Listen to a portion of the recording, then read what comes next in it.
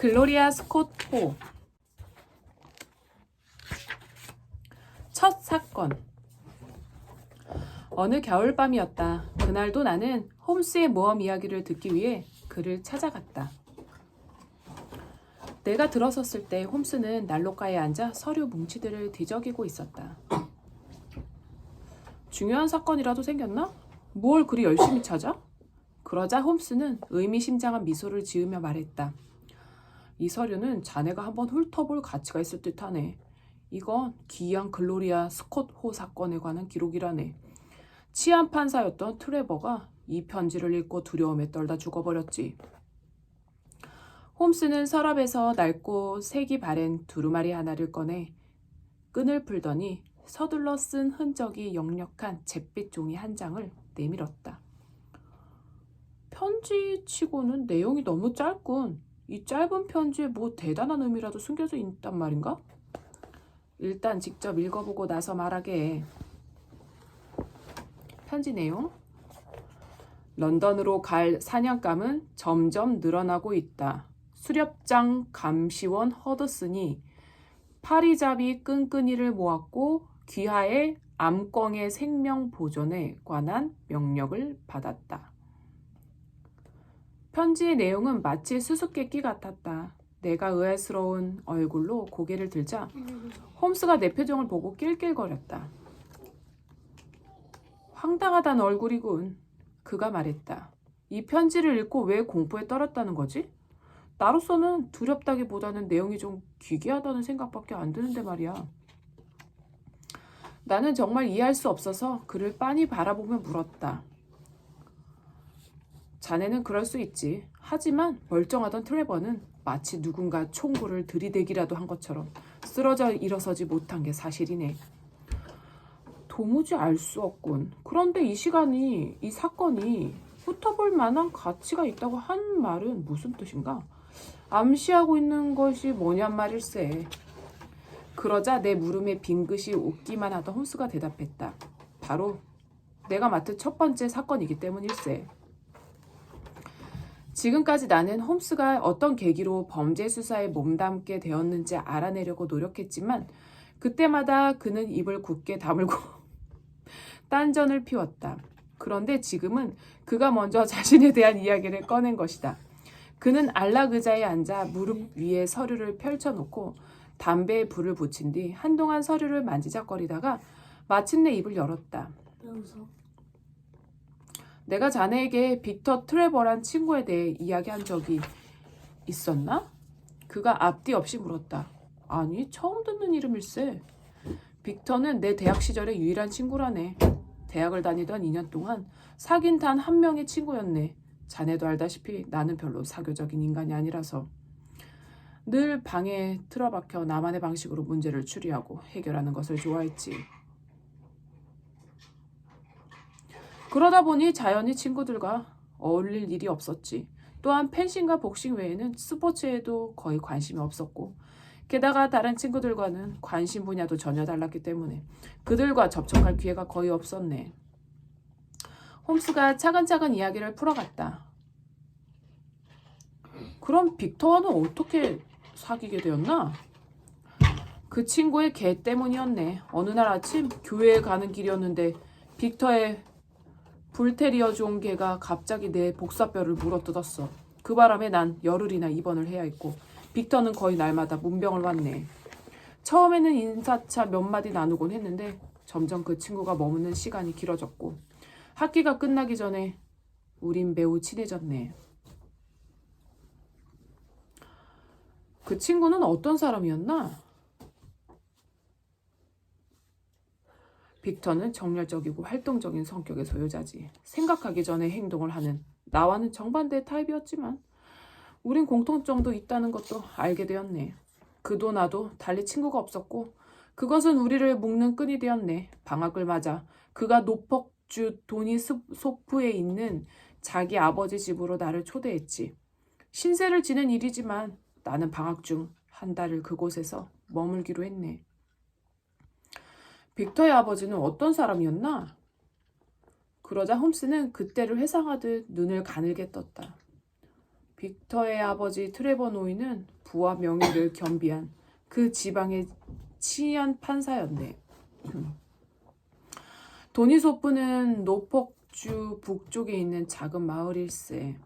저택은 고풍스러운 벽돌집이었는데 아름다운 라임나무로 둘러싸여 있었네.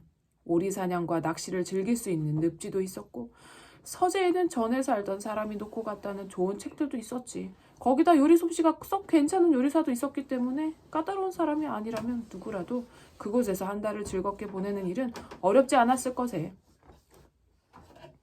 빅터의 아버지는 아내를 여인 70대 노인으로 빅터가 유일한 가족이었지. 딸이 하나 있었는데 벙인멈에 가 있는 동안 디프테리아에 걸려 죽었다는군. 나는 트레버 노인에게 흥미를 느꼈네. 그분은 교양이 있어 보이진 않았지만 젊었을 때 많은 곳을 여행했기 때문인지 세상 물정에 밝았고 자신이 경험했던 것들은 모두 기억하고 있었다네. 땅딸막한 체격의 희끗희끗 센 머리는 늘 헝클어져 있었고 얼굴은 햇볕에 그을려 갈색이었지만 파란 눈은 상대의 마음을 꿰뚫을 듯 날카로워 보였네. 하지만 그 고장에서는 인자한 분이라는 평판을 얻고 있었고 법정에서 내리는 판결도 너그럽다고 소문이 나 있었지. 나는 그의 이야기에 점점 흥미를 느끼고 있었고 홈스는 계속 말을 이어갔다. 내가 그곳에 간 지 며칠 지난 어느 날 밤이었네.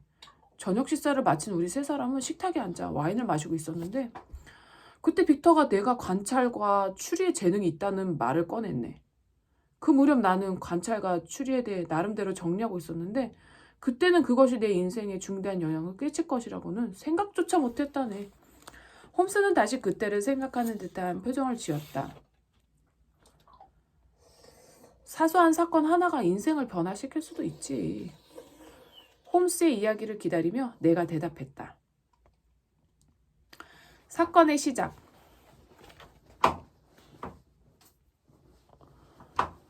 트레버 노인은 아들이 나의 재능을 과장해서 말한다고 생각했는지 미소를 지으며 묻더군.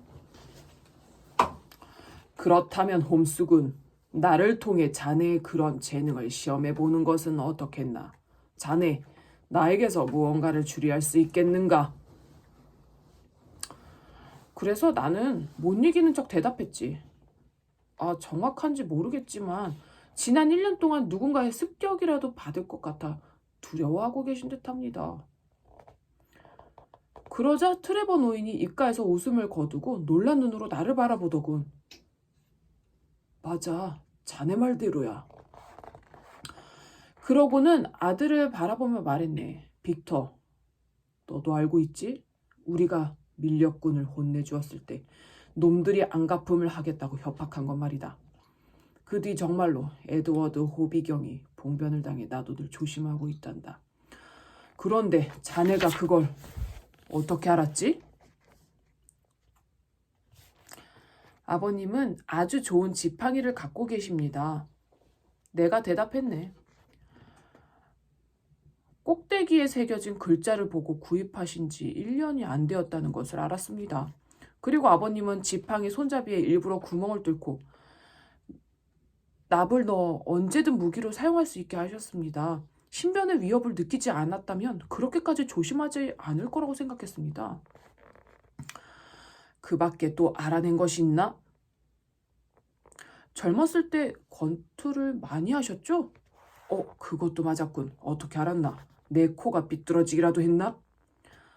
아니요, 귀를 보고 알았습니다. 복서들은 대개 귀가 지식여진 것처럼 납작하거든요.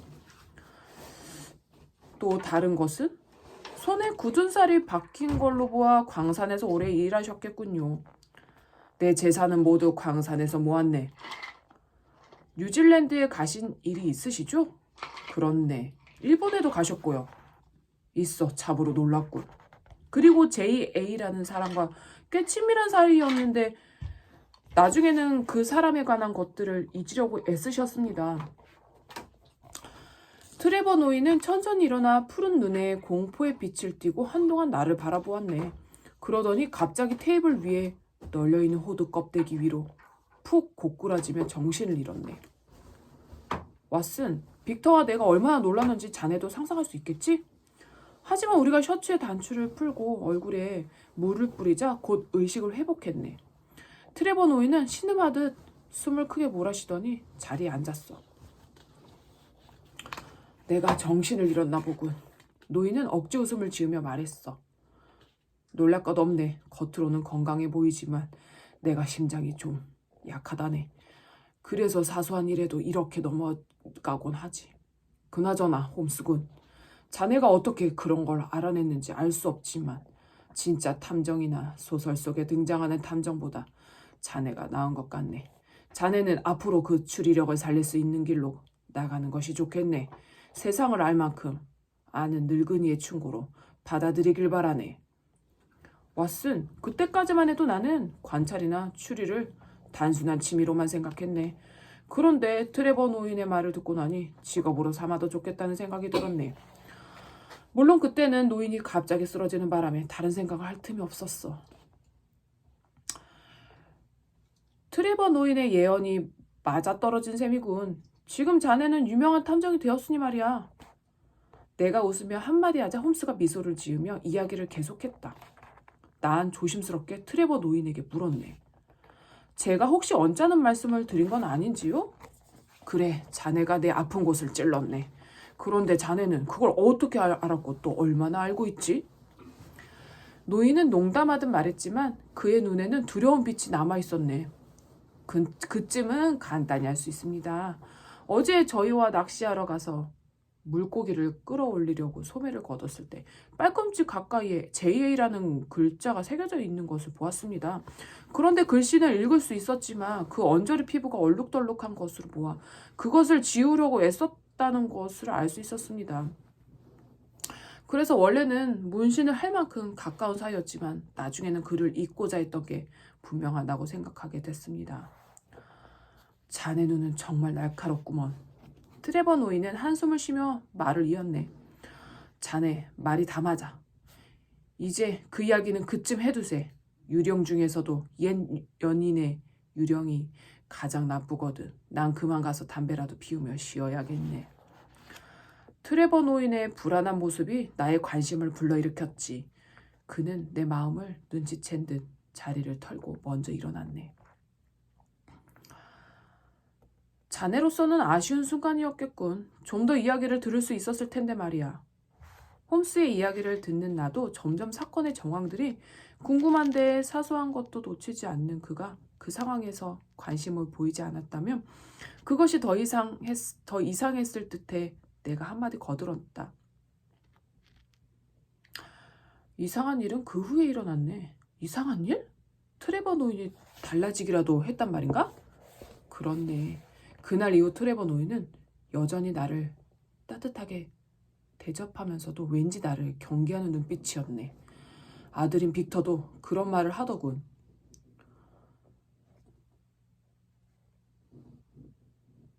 지금까지 저렇게 기가 질린 아버지 얼굴을 본 적이 없어. 자네의 추리에 많이 놀라셨고 자네가 얼마나 알고 있는지 겁나시는 모양이야. 트레버 노인은 태어난 척했으나 그의 행동 하나하나에서 나로 인해 두려워하고 있다는 것이 드러났네. 나 때문에 그가 불안해한다는 것을 깨달은 나는 그 집에 더 있어서는 안 되겠다는 생각을 하고 그곳을 떠나기로 결심했네. 그런데 내가 떠나기로 한 전날 사건 하나가 일어났고 그것이 나중에 중요한 결과를 초래했지.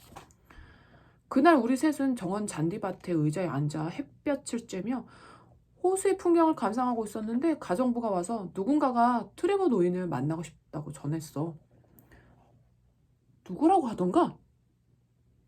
트레버 노인이 물었어. 대답을 하지 않습니다.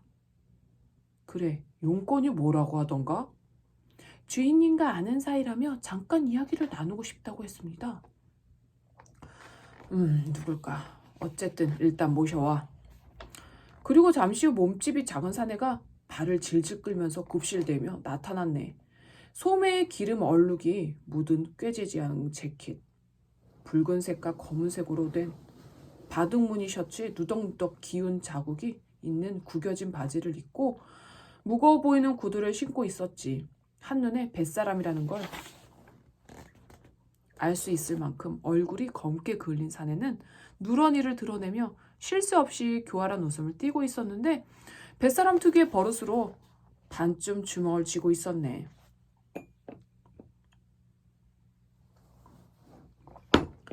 사내가 저쪽에서 잔디밭을 가로질러 다가오자 순간 트레버 노인이 신음소리를 내며 자리에서 벌떡 일어나 집 안으로 급히 들어갔네. 노인은 곧 돌아왔지만 내 옆을 지날 때 브랜디 냄새가 풍기더군. 마음을 진정시키기 위해 마시고 온 것이 틀림없었지. 자네가 여긴 어떻게 왔나? 트레버 노인이 사내에게 묻자 그는 눈을 가늘게 뜨고 변함없이 얼굴에 교활한 미소를 머금은 채 노인을 바라보았네. 나를 기억하시오? 사내가 물었네. 기억하고 말고 자네 허드슨 아닌가? 트레버 노인이 놀란 듯 대답했네. 헤어진 지 30년이 지났는데 용케 기억하는구먼요. 그 사이 당신은 이렇게 자리 잡고 살고 있는데 난 아직도 소금에 절인 고기나 먹는 신세지요. 허드슨이라 불린 사내가 끈적끈적한 어조로 말했네. 난 아직 옛날 일을 잊지 않았다네. 트레버 노인은 이렇게 외치면서 사내에게 다가가 낮은 목소리로 뭐라고 속삭이더니 다시 큰 소리로 말했네. 주방으로 가게. 먹고 마실 것이 있네. 그리고 자네 일자리는 내가 꼭 마련해 줄 테니 걱정 말게. 그거 고맙군요. 사내가 머리를 긁적이며 말했네.